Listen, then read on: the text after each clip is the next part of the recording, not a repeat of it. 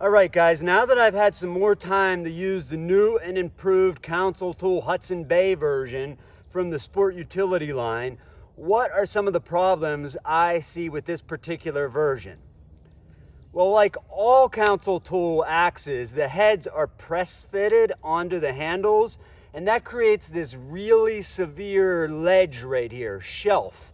And over time, the head, the eye of the axe just bounces back and forth on this shelf, and that causes the head to come loose.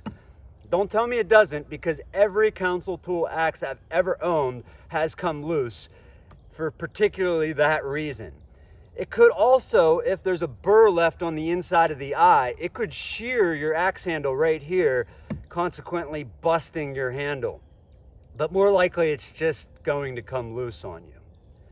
And this particular axe also has an uneven grind. This side of the grind comes back further than this side of the grind. That's not a problem. Of course, that can be fixed with a file, and quite frankly, doesn't even matter if you're just going to be using it as a little camp splitter, as I intend to use it. But if you wanted to use this as a bushcraft axe, you're going to have to take the cheeks back, way back anyway, and create a much more wedgy profile.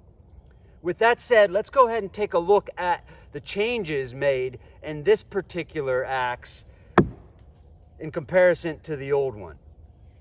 So as far as I can tell, they changed two main things of significance. They changed the length from the pole to the cutting edge, and they changed the angle on this beard, making it less severe. So I suppose it's actually three major changes, since the most significant change is that they've added more meat in the eye. Now, I think these changes are going to make a significant difference, but you may not. And rather than repeat Ben Scott's argument, I'm just going to link his video in the doobly-doo below. But basically, he argues that the Hudson Bay pattern is inherently flawed and we should just move away from it rather than try to fix it.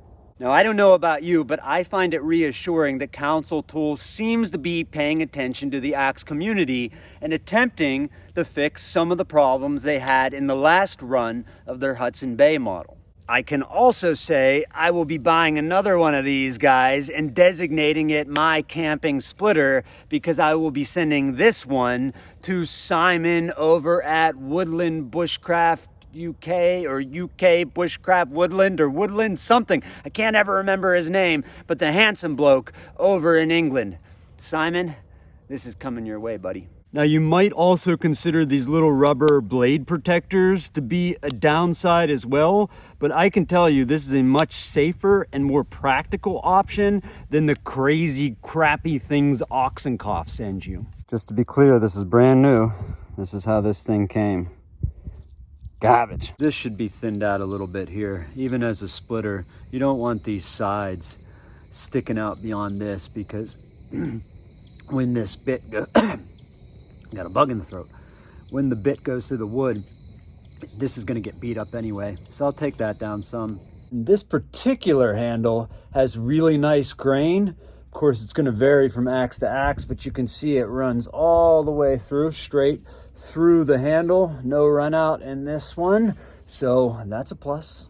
But I'm really not planning on doing a whole lot to this. I really am just gonna do a little work on the handle, leave the bit as it is, and use it as like a little camp splitter. It's worked well for that, and it's not very heavy. I'll toss in the specs of how heavy the head is and how heavy the whole thing is, but not heavy. But it is a pretty little axe, and it's not expensive. So I'll make a sheath for it and put it in the rotation for sure. Thanks for watching, guys.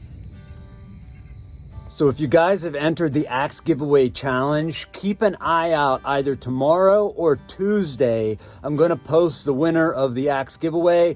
I'm going to let it run just a day or two longer because guys are still entering, and I've just been really busy. As I said in the previous video, every spare moment that I've had, I've been helping the old man on his garage edition. So Monday or Tuesday, I'm going to announce the winner. Keep an eye out, because it could be you.